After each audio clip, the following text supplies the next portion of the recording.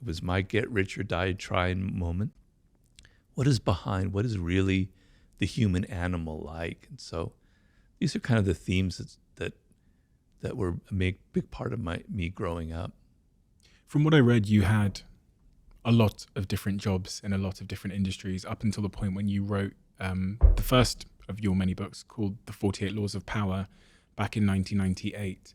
And I was looking at all of these different jobs you'd had, and they all seemed to be completely different from one another. So then trying to understand how you arrived at a moment where you then wrote a book on the topic and subject matter of power, having not been, a psychology graduate or seemingly worked in any industry related to like human psychology, seemed to be really peculiar to me. And also, I never really had a lot of power up until that point. So it wasn't like I knew everything about being a leader or anything.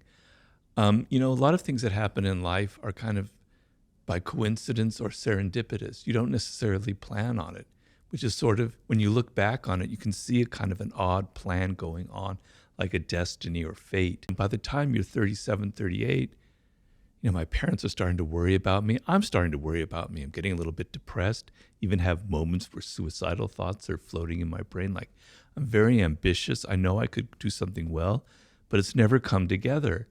And so here's the serendipity part. I'm in Italy for a job, one of my 80 different jobs, and I meet a man who's a book packager there on this particular job we're on. I'm not going to imitate him, but he asked me if I had any ideas for a book.